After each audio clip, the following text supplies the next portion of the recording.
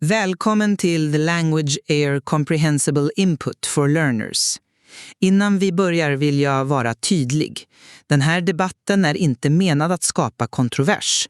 Det här är för pedagogiska ändamål och vi håller diskussionen på svenska för att ge er lyssnare möjlighet att lära er språket genom verkligt engagerande innehåll. Vi pratar om Ark Raiders, ett spel som rört upp känslor. Våra åsikter kan bli heta, men det här är en vänlig diskussion. Ska vi köra igång? Absolut. Låt oss göra det. Elefanten i rummet. Genrebytet PvE till PvP-PvE. Jag företräder sidan som menar att det var ett nödvändigt och i slutändan framgångsrikt beslut. Äntligen pratar vi om det som spelar roll. Och jag står för perspektivet att bytet var ett svek mot fansen och ett grundläggande felbeslut att överge den ursprungliga visionen. Ja, jag ser varför man kan känna så initialt, absolut. Men låt mig ge ett annat perspektiv. Genrebytet från det ursprungliga PvE co-op-konceptet, alltså spelare mot datorstyrda fiender i samarbete, till en PvPv extraction shooter, en hybrid där man kämpar både mot datorn och andra spelare för att säkra resurser och fly. Det var ett modigt och i backspegeln helt korrekt beslut. Utvecklarna själva, inklusive vd Patrik Söderlund och exekutivproducent Alexander Grondal, var ju ganska tydliga efter interna tester.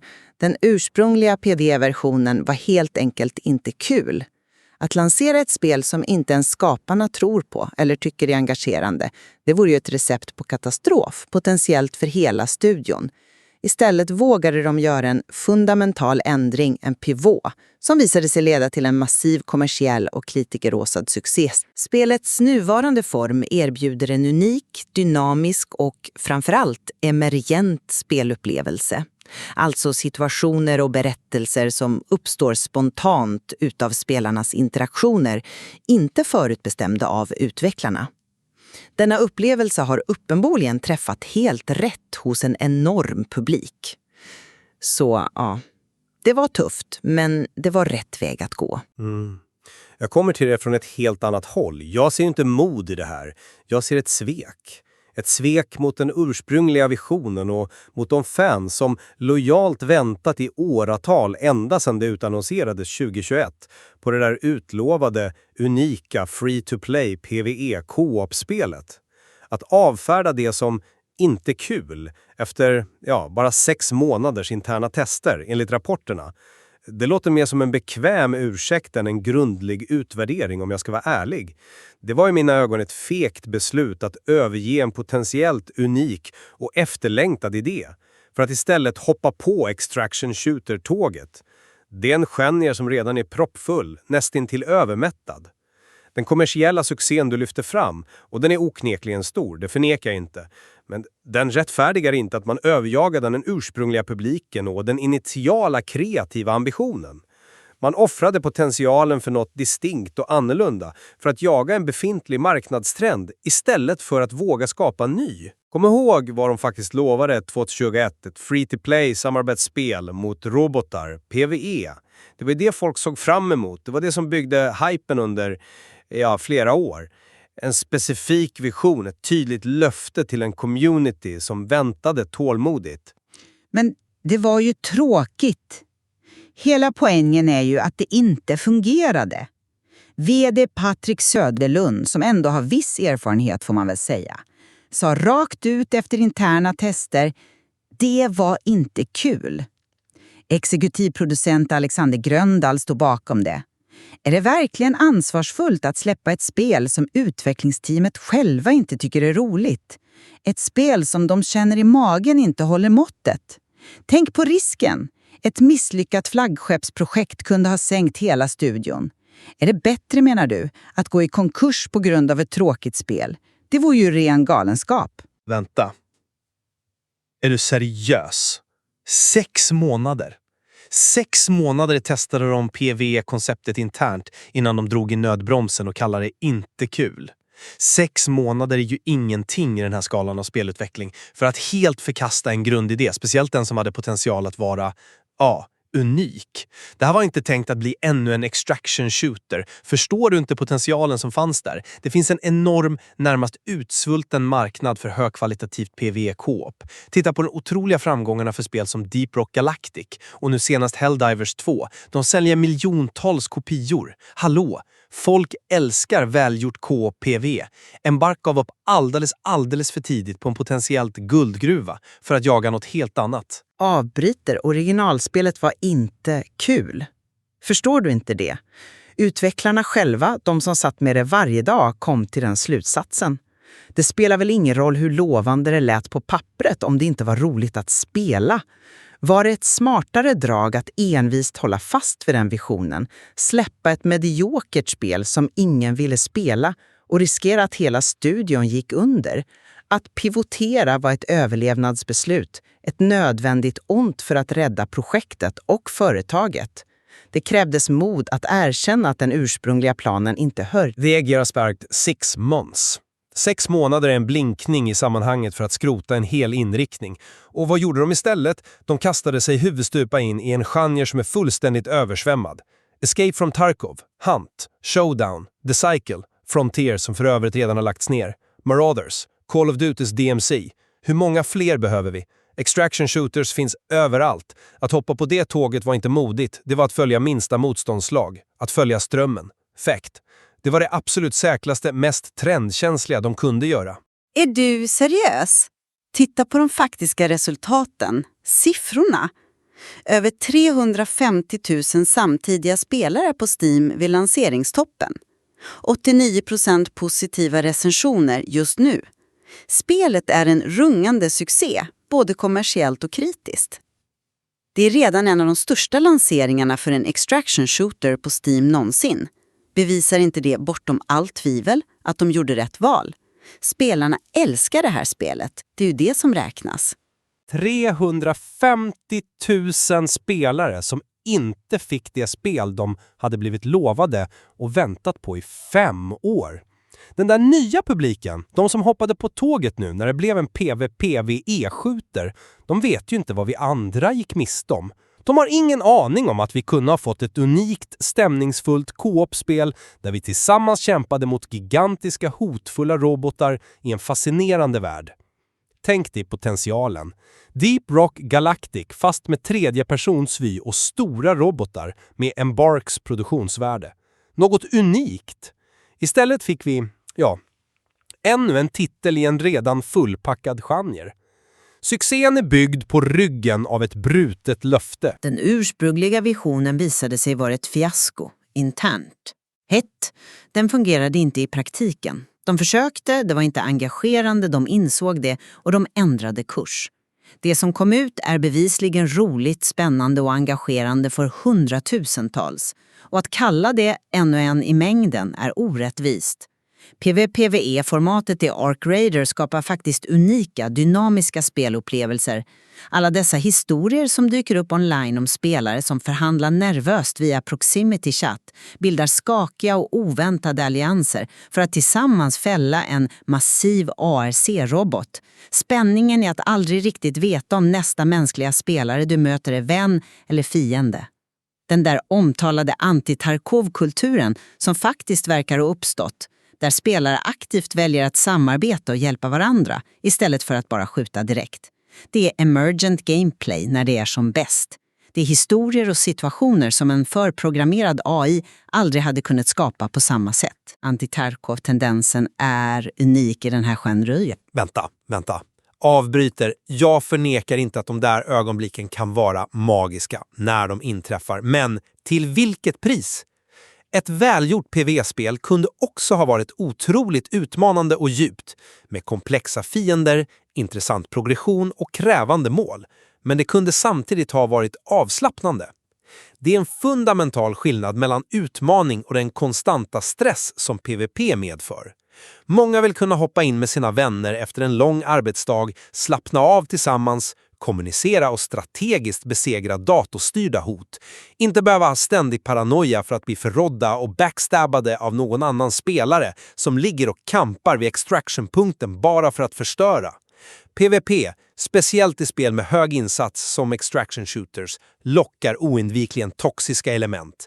Den där kill-on-sight-mentaliteten, alltså att man skjuter andra spelaren direkt utan försök till interaktion. Griefing, folk som bara är ute efter att förstöra spelet för andra. Den typen av stress och negativitet är inte vad den ursprungliga publiken nödvändigtvis letade efter.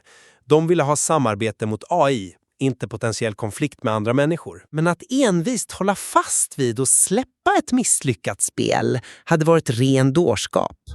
Att inse att den ursprungliga planen inte fungerade och ha modet att genomföra en så fundamental och riskabel förändring mitt under utvecklingen, det är ett tecken på styrka och anpassningsförmåga, inte feghet.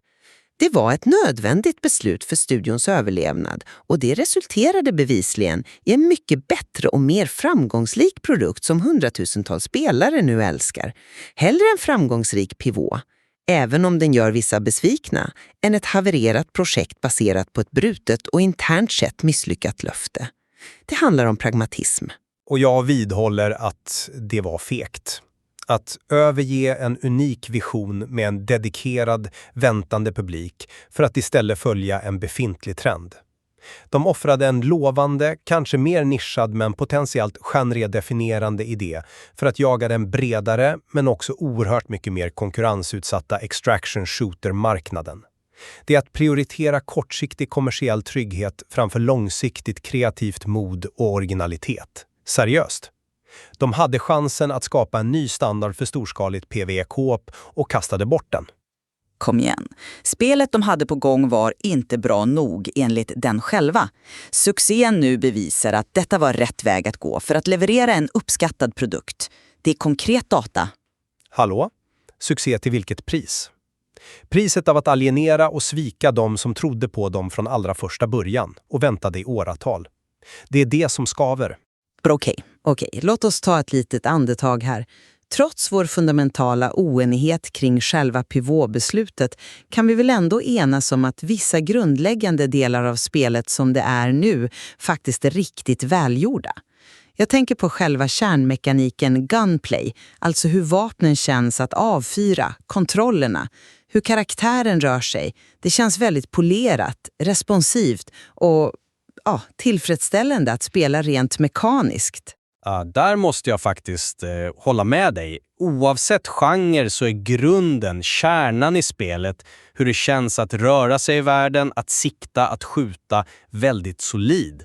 Det är uppenbart att det ligger mycket arbete bakom att få den där grundläggande spelkänslan rätt. Och ljuddesignen, bortsett från vissa omdiskuterade AI-genererade röster som kanske är ett ämne för en annan gång, så är den övergripande ljudbilden exceptionell. Den bygger atmosfär och immersion på ett sätt som få spel lyckas med.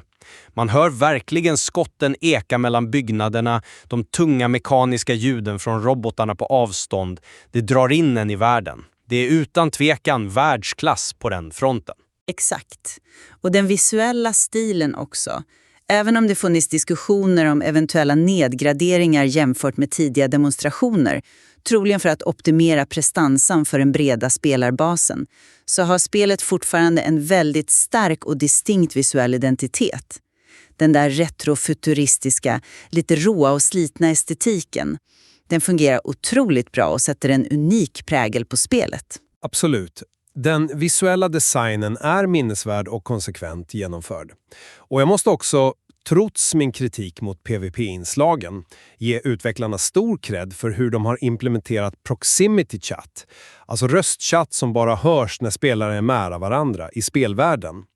Den funktionen är briljant gjord och tekniskt imponerande. Den möjliggör verkligen de där unika sociala interaktionerna som du lyfte fram tidigare.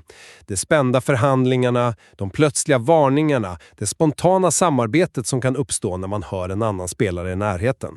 Det är tveklöst en av spelets absoluta styrkor och något som verkligen lyfter upplevelsen när det funkar som bäst. Helt enig. Det är just de här verktygen, den välgjorda proximity-chatten tillsammans med designbeslut som matchmaking som försöker para ihop solospelare med andra solospelare istället för fulla grupper, som bidrar till att möjliggöra den där omtalade anti-Tarkov-kulturen.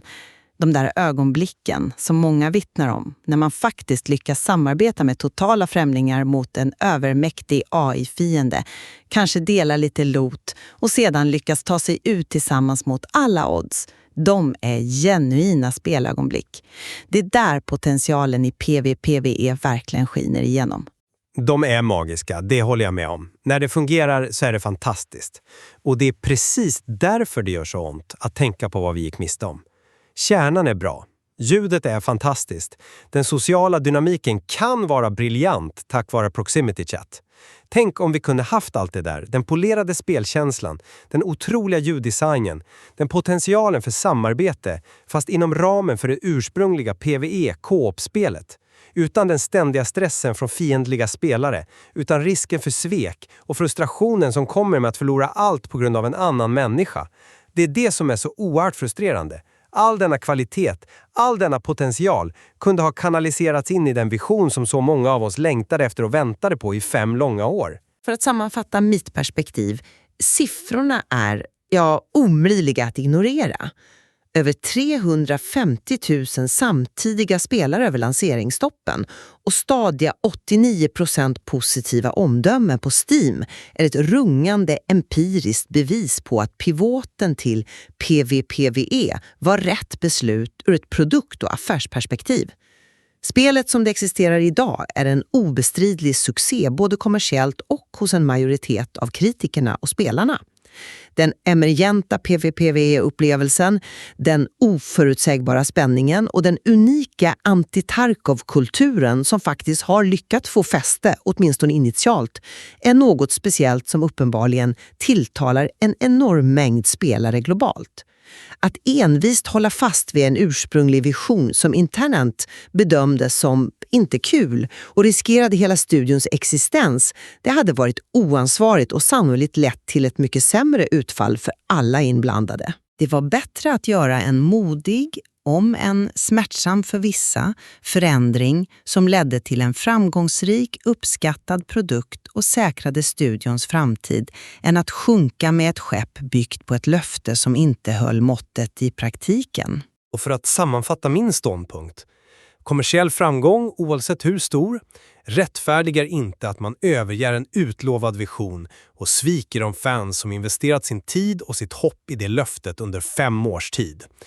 Arc Raiders hade den unika potentialen att bli det stora, definierande PvE-co-op-spelet med fokus på robotar, en typ av spel som det finns en bevisad och växande hunger efter på marknaden, vilket framgångar som Helldivers 2 tydligt visar.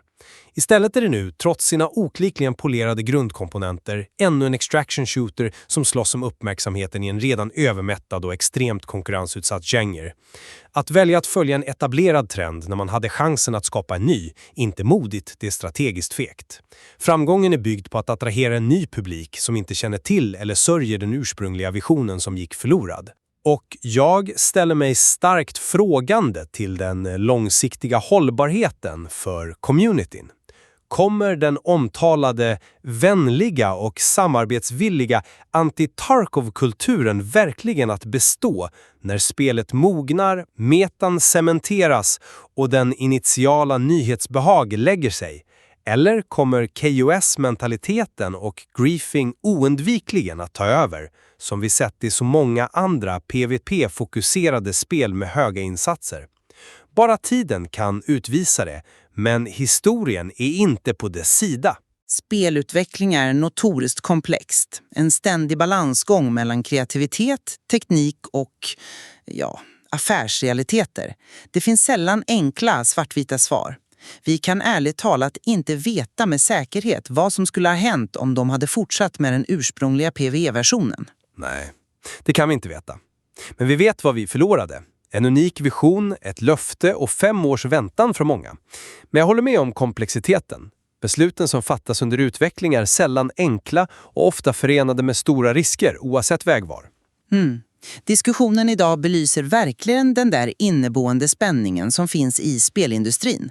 Spänningen mellan att hålla fast vid en djärv kreativ vision och att navigera marknadens krassa realiteter. Mellan att våga vara unik och att behöva anpassa sig för att överleva och nå kommersiell framgång. En spänning som formar och definierar mycket av den moderna spelutvecklingen, på gott och ont. Tack för att ni lyssnade till The Language Ear.